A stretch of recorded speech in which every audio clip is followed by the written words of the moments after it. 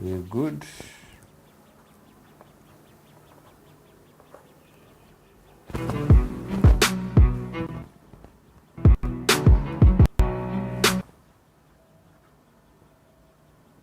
We are fine. Thank God. Vindu vichenjanga.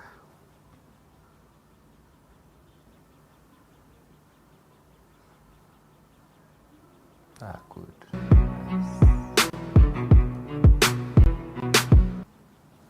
Nice, okay. We are fine, good to go.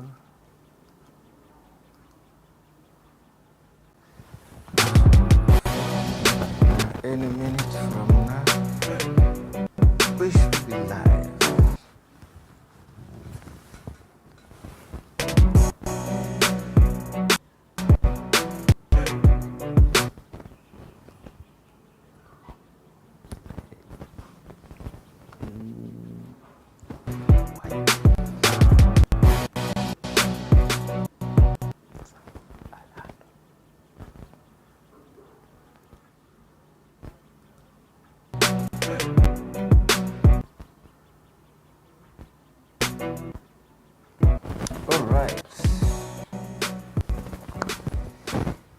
Hamjambo, good evening, good morning from wherever you are. Welcome to today's show. Tuko chonjo, we are motivated. What else do you expect ukiwa na bwana Viti karibu? We meet again, bro.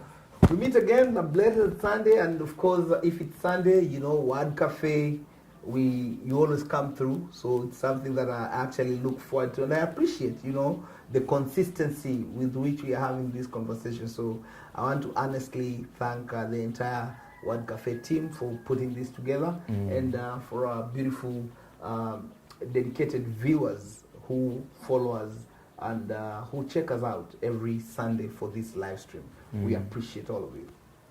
I noticed people are watching and listening, are learning. They are living well from what they are learning, by the way. I'm humbled to hear that. They are listening. Remember, they are listening and then they are learning. And then they are living well. Absolutely. And I think that's what Word Cafe, basically, the philosophy of these conversations. And I want to thank the entire team for putting this, because as long as somebody can use some of the insights we share and make themselves better, I think it's something to feel good about, and to thank God that this is happening and lives are being improved. How was your week? My week has been a blessed one. It was super busy and very productive. I actually, my highlight was we were doing training for the senior management and the leaders of the various branches from Stima Sacco. So it was pretty very productive week, and I interacted a lot with these branch leaders, and the insights we shared, the conversations we had, really opened my mind. Especially, you remember when I called you and told you, I think through that training, I felt we needed to share some of the success habits that we need to foster today and beyond. Because there are conversations I had with them, and like, really, this is what we need. They were very enriching conversations and very timely. So I want to really say my week was really super beautiful. What about you? My week was okay. We need to fix some small thing here quickly before it is too late. Just before it's too late. Good.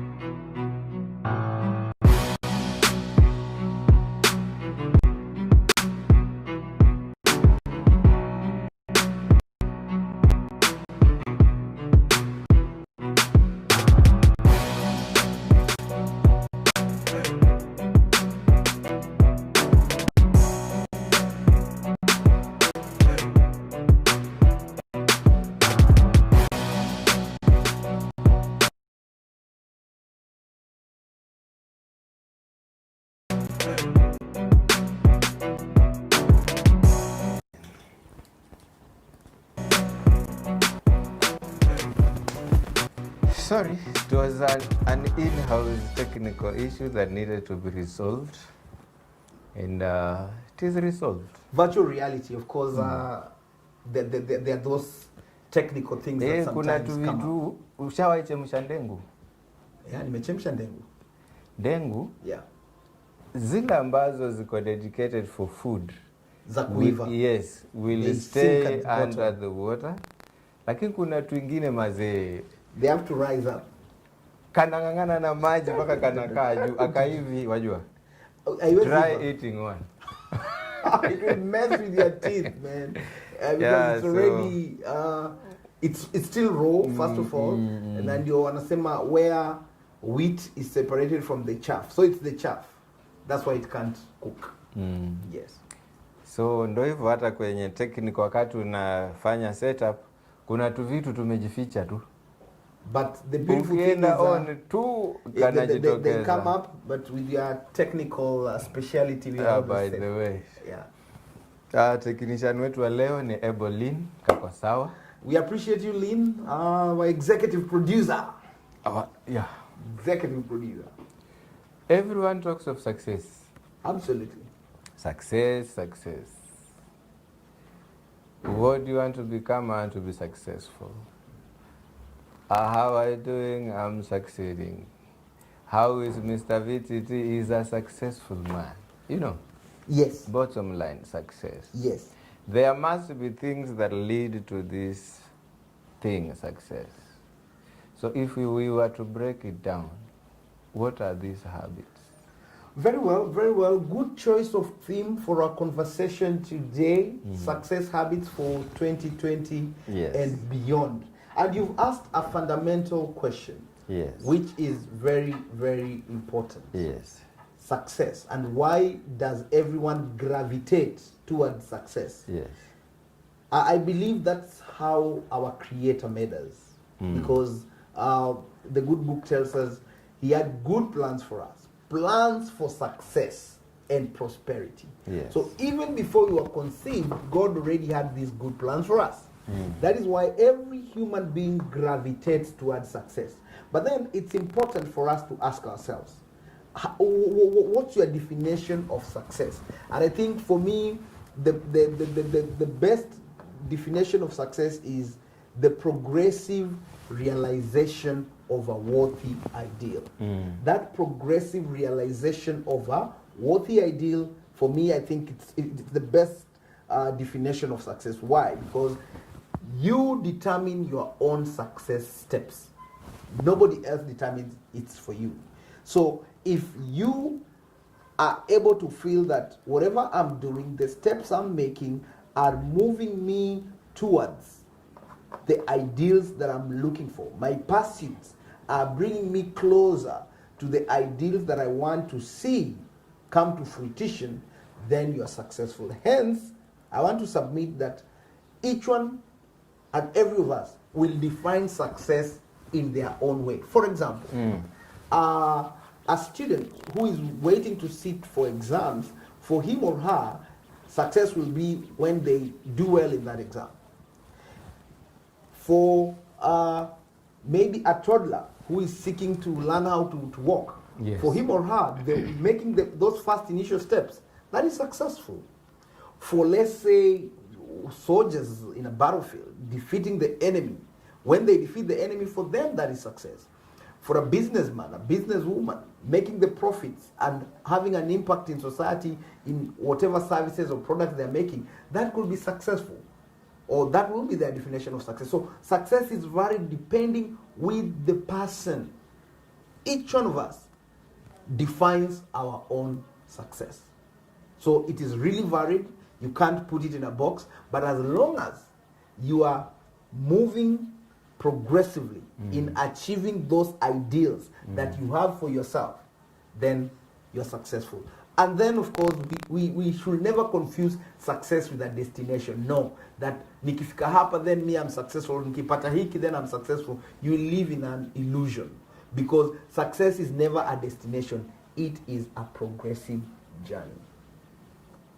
Naomba nikulete kidogo karibu kama kwa boy child talk. Yes.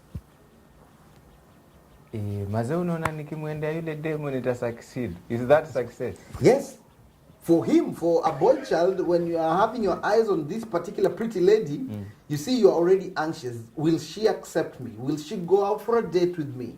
So when she does go for a date with you, already you are progressively getting her into becoming, let's say, your girlfriend or your wifey. You're being successful. So that particular process is already making you successful. All right. Yes. Do you think we should fix this mess now, like right now? Yes, our lights have just gone off. So, Okay. ladies and gentlemen, let's just fix the light and we proceed.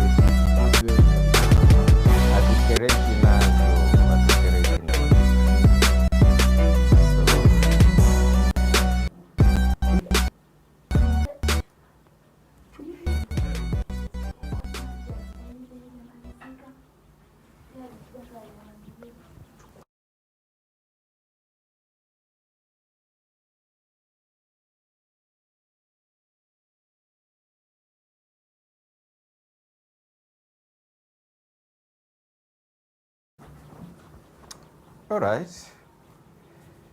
There we go, we should be fine.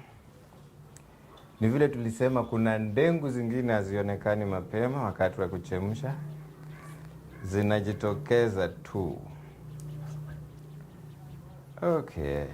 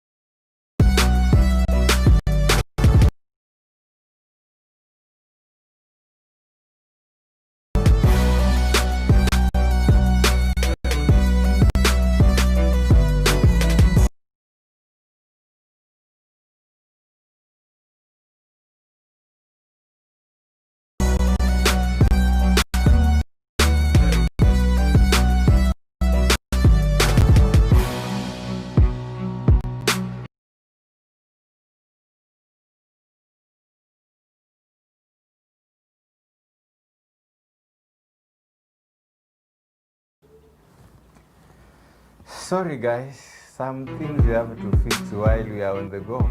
We are human. Things are metal like azijui kama ni tuko serious ama tuko serious, but we good to go. Machines. So bwana VTT. Yes. Habits za success in 2020.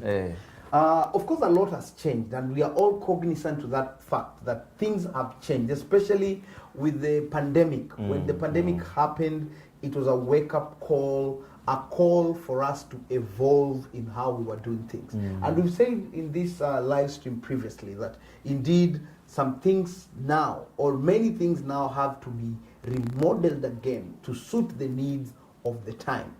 And that's why when you shared that particular topic on success habits 2020 and beyond, I was really excited because indeed the future is here.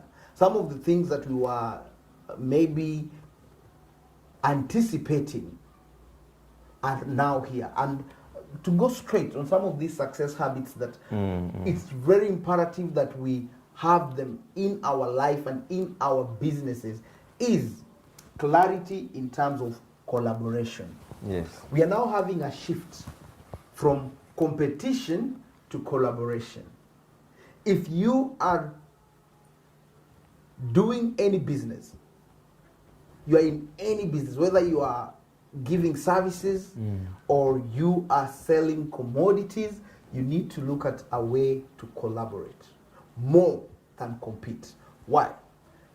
The market today is leveraged on whom are you partnering with. Through those partnerships, you can actually be able to have an authority in the market that you're dealing with. Such that the shift is from competition to collaboration. The more collaborations you're having with the people in your industry, the stronger you're going to be. So that's one of the key things that we have to embrace. It doesn't matter the industry you are in. You need to look within your industry and see whom can I partner with. And I want to give a specific example in my industry. I'm a training consultant. Hence, I need to know the trends within the market. And one of the key things that enables us to stay relevant and even to continue doing business is by partnering with other consultants and to leverage on our strengths. Because sometimes, for example, in our industry, you might get business in terms of training. Yes. Maybe a particular company wants this particular training. Yes. And say you're not really very averse with the units that are supposed to be discussed.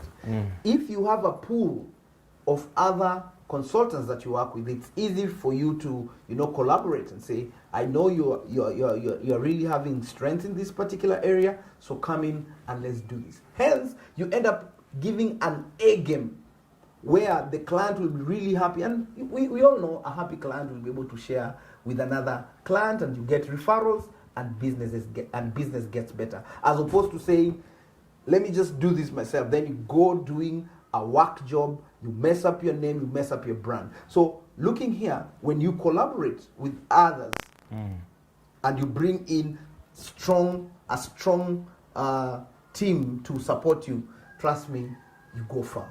And through that, you'll create more networks. Through the networks that you've created, you will even generate more businesses, and the work ethics is going to be above board, and probably your influence and impact will be better. And this runs across all industries. So collaboration is key as opposed to competition. And that will be the first success habit that we all need to incorporate in today's market. So if I'm in the same business as you are, yes, instead of me competing you, I collaborate with you. You can say that again perfectly.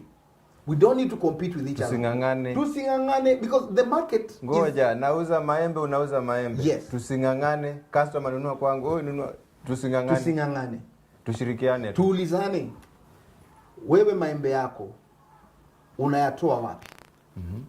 Na pengine kwa bei gani? Mpeketoni. Mimi yangu nayatoa wapi na kwa bei gani? Je, leo tukicombined na tuseme we want to supply a Tuseme supermarket. yako inatoka Mukamuku. Yes. Unajua Mukamuku ni wapi? Nieleze. Paka Ugugu.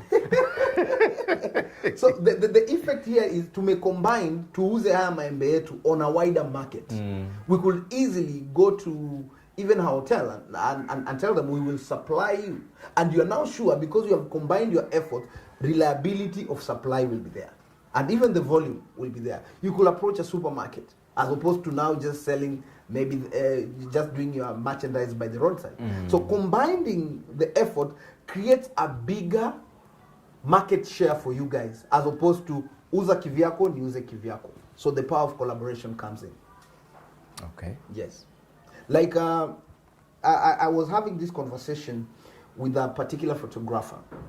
He's really doing very well. He has a studio, and what he has done, he has collaborated with models and content creators, such that he comes up with a theme on a particular shoot. Then he approaches these models, and he incorporates them in this project. Then, of course, they are going to share these works on their social media handles. What does that create? Visibility for him, as much as the models are also getting visibility in different agencies. Way. So somebody will be able to, hey, who did this for you? Of course, they'll be able to see the credits on whoever did this. And that creates visibility, which later on is easy to bring new clients to your brand. Tabia moja ya success. Tabia moja ni kushirikiana. Kuacha competition. Competition isiwe let us not be driven by competition. Let us be driven by collaboration. Okay. The gains in collaborations are more. I think we've even seen this on big industries. The other day, NIC merged with Commercial Bank of Africa. And these were two big brands. But they came together to provide a formidable force.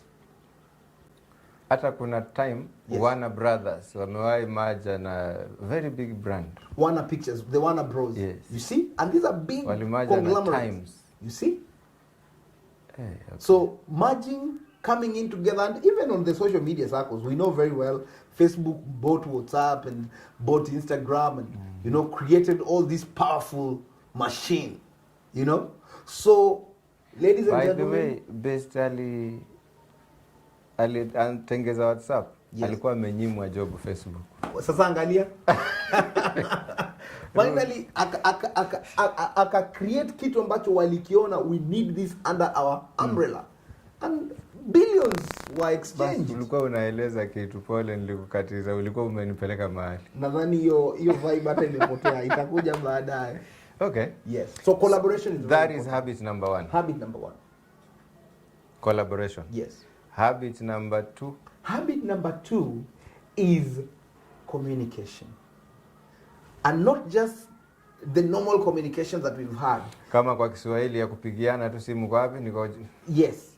Iwe ni effective communication to the people that you are targeting. Effective communication to your clientele. Bwana Saisi, you'll agree with me, even if you have the best service as a producer, as a filmmaker, if people don't know Saisi can do this, will they give you business? Wrong. So how do you communicate your skills? And you need to already know this communication is targeted to this particular market. So you have your sights on a particular market. Then communicate to them effectively to the fact that I can do this very well. So once the market that you are targeting relates with the services you're providing, the commodities you're providing, you'll start making your sales. And that will once generate the revenue. Communication is well done. Well done. That's Kwa hivyo why. habit ya kusucceed. Yes. Number 2 ni mawasiliano. Mawasiliano. Na ndio unaona every successful brand they give a large chunk of their budget on marketing. Look at Safaricom. Who doesn't know Safaricom in Kenya today? Do they keep marketing or not? Hata ungesema Coca-Cola. Tuachane hata na Coca-Cola. That's of course, in fact, some quotas say Coca-Cola, if you mention Coca-Cola, even in the remotest part of the world, they will know it. You might mention Jesus and they'll tell you, who is Jesus? But if you mention Coca-Cola, everybody knows Coca-Cola. Because they are so on point on their communication. They put it on our faces every other time. That is the only brand that remains in your head when you are thinking of refreshments, solutions. Communication. Communication. So all this branding, marketing, what have you in communication? It's communication. Like today, we wouldn't be here without Word Cafe. So Word Cafe is hosting us. And the visibility of Word Cafe is getting better into the marketplace, that we are among the experts in doing live stream on any conversation. So you want your live streaming services, Word Cafe is the brand to talk to, guys. I mean, you can be assured. So today, as a management trainer, if my market doesn't know that I offer these services and I offer them good, will I get business?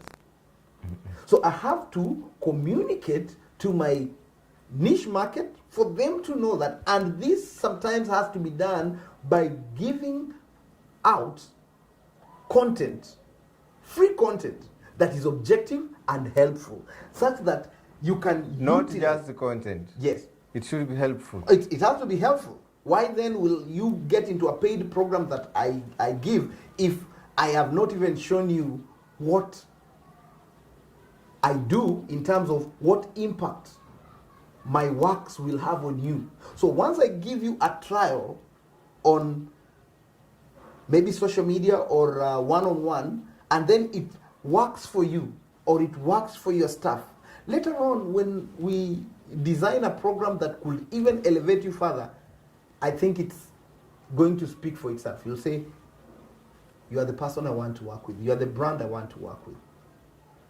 So you have to communicate your services to your niche market. You have to communicate your products. And that is why even free samples are given. Good. So once you've liked this free sample, then you can be able to comfortably want to come and do business with me. Let me take for an example, yes, a product. Yes. You are a very good baker. Your cakes are the best in the market. How will people know your cakes are the best in the market? By you giving a poster or putting a poster on social media saying you are the best baker? Paka watafune kidogo. Paka upeane zile sample. You could create, you could bake the very delicious cakes you're doing, and maybe even go share them to the potential market that you are looking at. Then once somebody samples some of your cakes, then if I have an event, a birthday, an anniversary, a wedding, who will come top in my mind? That particular communication. You have communicated that I am really good, not just by word of mouth, by action. Tuko hapa. Tuko number 3. 2020 and beyond demands creativity and innovation. They both go together. CI, creativity and innovation. We are in the era where every other day somebody is trying to get you out of business by creating something better. A friend told me, yes, if you have an idea, yes, to say you want to begin VTT Institute of something. Yeah, like right now we have VTT Institute taking training. Institute of? VTT Institute is a full school. It's an Science online school. and technology. No. It's just VTT Institute, where we train on management soft skills. Sawa. Where we do premier online writing masterclasses. Sawa. We also conduct team buildings and mentorship. Kwa VTT Institute. Under VTT Institute. Wakati uko na hii idea ya VTT Institute, yes, niliambiwa kuna 1 million Chinese wanakuwa wako na hiyo idea. How many? 1 million. Unajua hiyo hata si 10% ya population yao. Of course, it's just a drop in the ocean. They already have that idea. Wako nayo. And they are ready to imitate I'll tell you something. Go ahead. Wakati jamaa moja alipuliza kitu naitwa vuvuzela South Africa. Actually ilikuwa imetengezewa huko South Africa. Jamaa alitengeza. Ni homemade hiyo kitu. Yes. before your World Cup ifike hata timu 2-3 zicheze, the whole field was filled with what?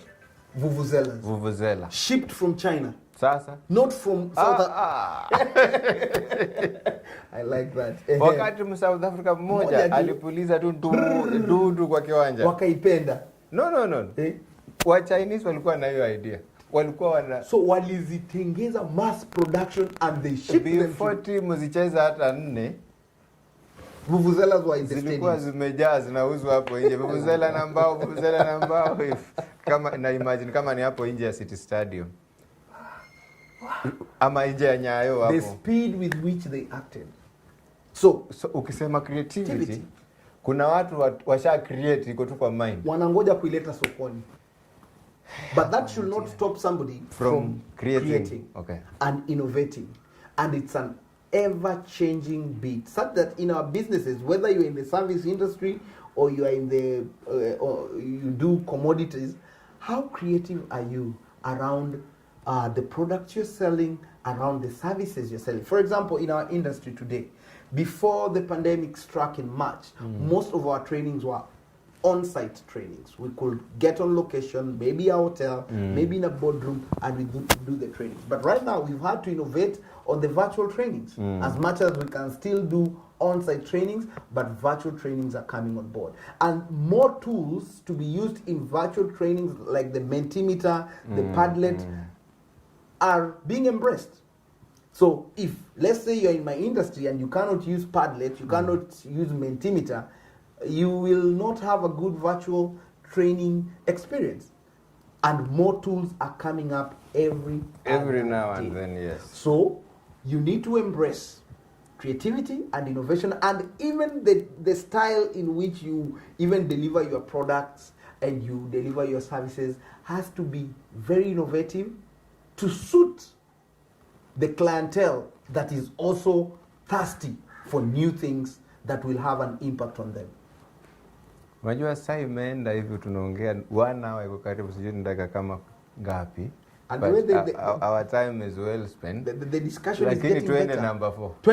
Twende to number 4. So we've talked of collaboration. We've talked of collaboration as the first success habit for 2020. Collaboration, then communication. Effective communication. Then creativity and innovation. Hapo ndio kuniambia kwa Kiswahili. Angalau ushirikiano, mawasiliano. Aya umeileta kidogo. At least nadhani wanaotuangalia wanaelewa what we are talking about. And the fourth one really is connected to the innovation, and that is embracing ICT, the information communication technology, in everything that you're doing. Right now we are on live stream courtesy of Word Cafe, but nani ametuwezesha? The machines. I'm looking at the gadgets. I'm looking at the Mac here and the technology part of it. We are reaching out to hundreds of viewers right now on our live stream, courtesy of ICT. Before, we used to mainly conduct sessions, maybe in a workshop, and we invite people to come. Of course, that still goes on, but today we are borderless because of trends in ICT. So learning how to embrace this, and I normally check you guys out as the producer and also you as the host when you're just setting things out on the technical side. And I'm really impressed. I think I'm also learning because it's very important that now... umejifunza nini? I know now how to mic myself. Guys, even before, I used to be like Mike. Right now I can mic myself. And two, you can? Two, I can control the camera a little bit. Remotely or? Even remotely, like what the producer is doing. I can, once I have the phone, I could... you can remotely operate? Yes. At least umejifunza. Hukuwa unajua. I was naive. Nalipwa ama? Andika invoice. Yes, so ICT you have to embrace it. Whether you are selling products or you are na kama mimi ni fundi tu mtaani, fundi wa mbao. Hata wewe kama ni fundi wa mbao, how do you use ICT? Check online, what are the new designs? Simu saa zingine inaweza kuwa kaduda. Kwa sasa kiukweli hata kama wewe ni mama mboga, lazima utafute smartphone. Kiukweli tuacha tuongee ule ukweli. You need to to have a smartphone that can actually allow you to Google and check the current trends in your marketplace. Like, let's say you're a carpenter. What are some of the designs that are coming up? Lazima designs so utaziangalia pale, baadaye ujaribu kuzitengeza, uweke pale kwa display. That's how you'll attract clientele. But ukiendelea kutengeza furniture designs za 2010, nadhani zishapita.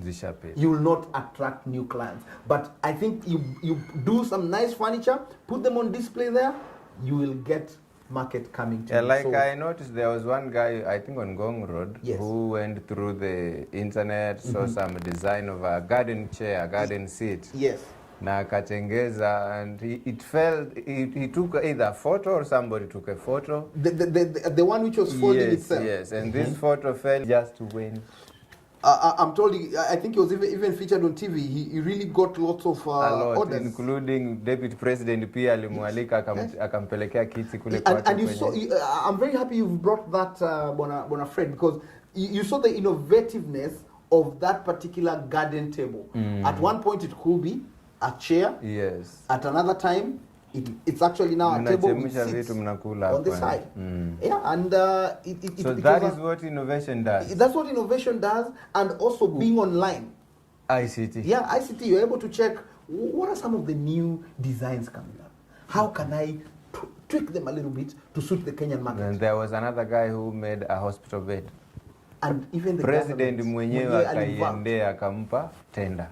Creativity and innovation using ICT. It goes without saying we have to embrace this, and this actually challenges all of us, even myself. Let us not be online just watching YouTube, streaming Netflix. Let's look at what are the good things that we can pick and then use. For example, like in your industry, these trends you have even brought. I remember you are showing me some things, and even what we are doing today is because of the innovativeness that you're bringing on board. You know, so every other day trying new things that can serve the marketplace. Because one innate thing about humans, we are always looking for the new thing, for a new thing. We hatutaki kuachwa nyuma. Mazee, lakini kuna wazee wengine. Yes. Ile redio yake ya zamani. Yani ameshikilia pale pale. Ile redio yake. How uzuri umetaja ni wazee, but even wazee are catching up. But with the millennials, which is forming the largest percentage in the marketplace today. I know of a guy. Yeah. Chakula yake isipopikwa kwa kimbo. Kimbo bado iko. I'm not sure. Probably they rebranded. Sisi tulitumia kimbo ambayo ilikuwa inawekwa kwa it was a metallic container. Yes. Right now zili change. Wewe umeoga na Sepso? Lifeboat. Oh, lifeboat. Lifeboat. Umeoga na Sepso. Sepso. Rexona ilikuwa ya kina mama, tena mama matajiri peke yao. Yes. Kini ilisha, sio? Yes. Sioni siku hizi. Hatutaji zingine. Okay. Kule pia tulikuwa tunaoga na nyingine tulikuwa tunaita okutonyi. Baso. So ICT really comes in, it really comes in very well as a success habit that you need to embrace. We move on to the fifth one. Yes. Adaptability. How adaptable are you? Moja.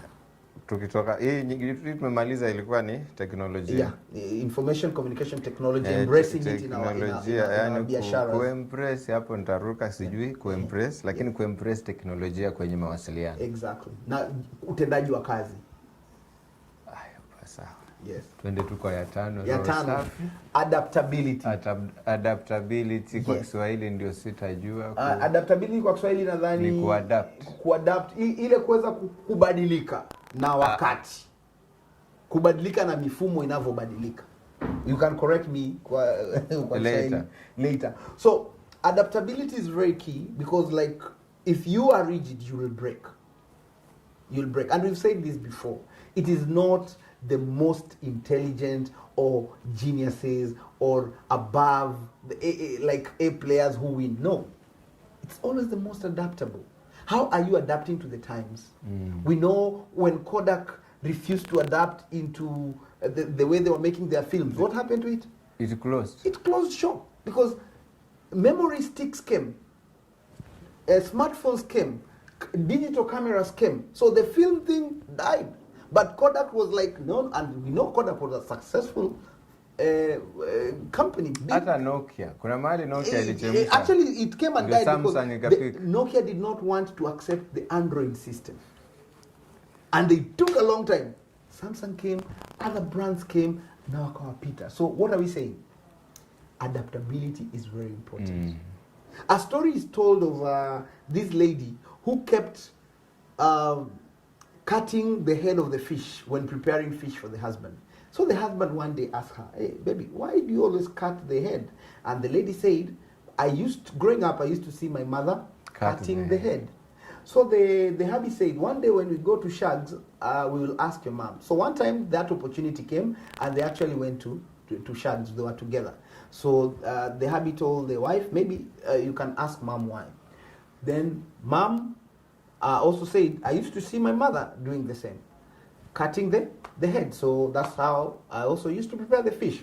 Fortunately, the great-grandmother was still alive. Right. And of course in the same village. I can shed some light. So I think the next day they went to the great-grandma. And of course after the pleasantries, after eating, the lady now asked the great-grandma, why... no, the mother now asked the mother, who is the great-grandma to Yani mama, huyo mama mwingine. Exactly. Okay. Mbona ulikuwa unatupikia samaki kama umekata kichwa? Then the grandmother said, you know, when during our time, the sufurias were so small. So when your great-grandfather used to bring fish, because the sufuria was so small, haingetoshea kupika hiyo samaki na kichwa chake. So that's why tulikuwa tunakata. So they all burst out laughing. You mean it's a sufuria question? We thought this, no, it's only the sufuria was small. So you can imagine 3 generations were living in ignorance, not wanting to adapt to the times. Kweli. Thinking that maybe the head iko na makosa. Kumbe walikuwa wanakosa sehemu tamu sana ya samaki. From there they came back to the city and the lady started cooking the entire fish. Adapting to the times. Enda kwa Sita. Umenotice hatuna time? Time imeenda lakini tuko vizuri. Initiative. Initiative is an important success habit today, more than ever before. Why? You need to act on your ideas. Because as you've given the example of the vuvuzela, you don't act on it, a million other people are ready to swing. And in this digital era, you sit back in your house, maybe you are checking the feed on social media, you see somebody doing something that you wanted to do, but you are afraid to do it. So guys, take initiative. When you feel the nudge, we have always said, choose day one or one day. Choose day one over one day. Because if you don't implement that idea, somebody else will surely implement it. So take initiative. Do it fearfully, but do it anyway. Start. You remember when we started the first live stream? I don't know if you can remember. We were so fearful, but one thing stood out, Bwana Fred. You told me, we are doing this. Inafanyika. Tunafanya. Hata kama ili stay 1 week with 1 view, na hiyo view ilikuwa ni mimi nimeview. Na mimi pia. Wewe yako ikakuja second kwa sababu you had a challenge in technology, ikakuja after 1 week. Na tuko sawa. We did it. Kwenye mtandao itabidi usome kwa teketeke alafu Patrick Aduka tuned in. Karibu sana Patrick. Ferdinand Thoya tuned in. Thank you Ferdinand. Eugene Mulela, the show is lit. I get you, Mr. VTT. Concerning success habits, the youth are the people who are being neglected in business, or rather having business opportunities. Thus, the competition is high, of which it lowers business. Yes. Utarudi nyuma kwa competition, isn't it? Yeah, especially on the millennials and the youth, because they are now the largest clientele actually in the marketplace. Ametaja youth here. Yes, one of the key things I just advise the youth, I think it's in this 6th bit, because the youth already are very good in creating things and also being able to adapt, and also ICT is their thing. So, to all my youth listening and the young adults viewing us, how much initiative do you take? Remember, like almost every other time you get on social media, you get like management trainers like us, action speakers like us, giving motivation, and even here. But quotes and motivations don't work unless you work. You will listen to a motivational clip, but you have to do the work. So I want to challenge the youth and all of us, even adults. Initiative as a success habit. Those things that you are feeling you can do them. That's why I've said fanya uanguke. Day one. Uamuke Choose day tena. one, not one day. Start. You start where you want. Day one, not with one day. What exactly? Baba, enda polepole kwa Kiswahili. Chagua siku ya kwanza. Sio Safari siku moja. ya hatua 1000 inaanzwa na hatua ya kwanza. Kwa hivyo changamka kaka, changamka dada, anza na pale ulipo na chochote ulicho nacho. That is the way you create momentum. When you want to push a big stone or a big rock or a big tire, mwanzoni inahitaji nguvu sana. By the way, do you know huyo Eugene aliyokutajia hilo swali? Yes. Anaweza kutengenezea shati kama hiki. Eugene, I'm game. I'm game. That's already an order. Tutaongea hayo mengine off air. Ningarishe. Umetetea hapa na brother Saisi. You are pitching already. All right. I'm not pitching. Yeah. That no, is I mean, if he does good stuff. Hiyo najua anaweza. Sure bet. Hiyo anaweza. Sure bet.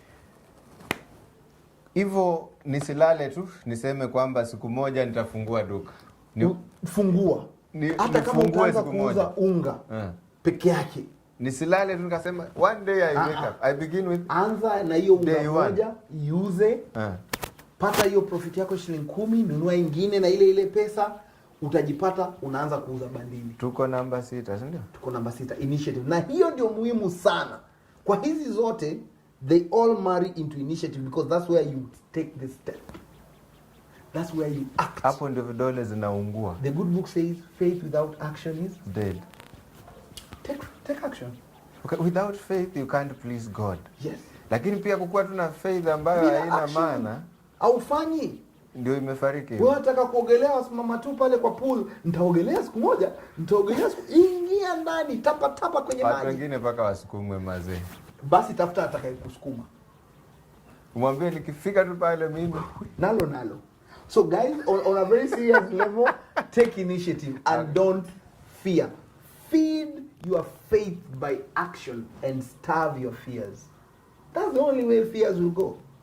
Hapo ni sawa. Yes. Initiative. Sijui tuongeze ingine moja? Tumemaliza 6, si ndio? Yeah. Bado kama 2, alafu tufunge. Tumalize. Alafu tufunge radio. Safi kabisa. Tufunge volume. Sindio? So of course zamani KBC wakifika saa 12 wanafunga radio. Walikuwa wanaenda walikuwa wanafunga 6. Ilikuwa ni 6. Wanafungua saa 9, wanafunga saa 12. The steps we have made, man. Wakafika mahali wanafunga saa 6 usiku. Wakafika mahali sasa mpaka radio imenyamaza, nasikia tu watu walale. Kenya ilale. Changes. And now today we are bombarded with all these 24/7. In fact, it's for you then to decide the frequency you want to listen to. And that takes us to the 7th success habit. I know you can guess it. Wacha tu ninyamaze, nisijifanye kimbele nikabwa kama zee. Leadership. Kwa haya yote lazima ujiongoze. Wewe mwenyewe, wewe ndio kiongozi wako. It's called self leadership. You must be able to lead yourself. Today, yes.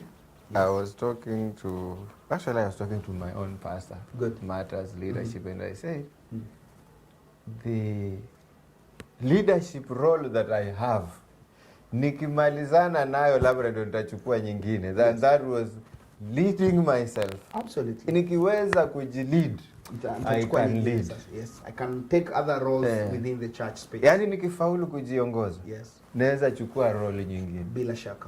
Kwa hivyo kujiongoza lazima ukuwe nayo. Self leadership. You must practice it, and you know, self leadership dictates that you embrace your ideals, your philosophy in life, and then you create a discipline around that. And that's normally the hardest bit because it calls for a lot of discipline, which creates a nerve within yourself to push you even when you don't feel like. Remember, sometimes motivation ya kufanya jambo inashuka. But when you have personal self-leadership, you will never forget the why that made you start something. If, for example, on these our live streams on Sunday, sometimes there are a lot of reasons for us not to do it. Kabisa, But like I always, it has rained, I'm always stima, happy that I'll see you. And even when I'm feeling like, Saisi, this Sunday maybe you could take a pass, we still do it. That shows some level of self-leadership and discipline. Because like right now, unless really there is an emergency or something, it has to happen. It has to happen. Because we've decided we will lead ourselves on this. Usiku ama mchana itafanyika. Lazima ifanyike. Maliza. So self-leadership, guys, is very important. And it's a very personal thing. Of course, it's a wide thing, but it mainly demands discipline. And this is what separates people who eventually actualize their ideals. How long are you willing to be in there? And the commitments you made for yourself, bringing them to a reality. Right. So do not forget the promises you made for yourself. Let the why that made you start something be your motivator, and that will create a leadership ethic in you, and that is what will even attract clientele. That is what will attract support that will be able to make you realize the goals that you want. Kumebaki kamoja. Nadhani tumalizie hapo kwa leadership. It crowns them all. So tabia hizi unaona watu successful wakiwa nazo, yes, za reading nini, it evolves around these 7 points. It actually encompasses the 7 points. They are very good in adapting, or ama sijui tuanze mwanzo mpaka mwisho. Kimbia tu hivyo. Collaboration, wengi. Hakuna industry ina succeed bila your collaboration. So when you and maybe actually, and I'm happy you've brought it, Bwana Fred. Let this be the assignment to our viewers. Just go and check, evaluate yourself, and even evaluate the industries you're in. You'll see a reflection of these 7 ideals. Collaboration will be there. You'll see effective communication, really on what people are doing and the market needs to hear. You will see creativity and innovation really coming on board. You'll also automatically see the influence of ICT. By the way, hiyo imekwama na Safaricom kitu kama M-Pesa. Hata Airtel wakikuja na M-Pesa ni wanashindwa hata wakitoa. Inakuwa ni M-Pesa ya Safari kama M-Pesa ya Airtel. Yes. Ama ushaona Kiwi ya Crown? Kiwi ya Crown. Ile ya kupiga viatu. Yaani kuna hata ukinunua Colgate ya Close Up. Sijui kama unanipata. Nakupata kabisa. Bado utaona tu ni Colgate. Utaenda kununua Omo ya Toss. Exactly. So ICT itakuwa pale, then adaptability bila shaka itakuwa mahali. Ni kama Sprite ya club, si ndio? Bas. I think hizi brands zenye tunazitaja, guys, they are marketing. They are marketing. Mimi nataka watupatie endorsement hapa. Tuchague moja watu. Okay. Then they sponsor the live stream. Sawa tu. I think we are open for any endorsements. Okay. So, guys, come on board and support this. So adaptability, initiative, of course, and leadership as the 7th tenet. Very, very important. All right. Yeah. So the key thing here is let's embrace this in our different hustles, in our different businesses, and we will not be the same once these 7 success habits are part of us.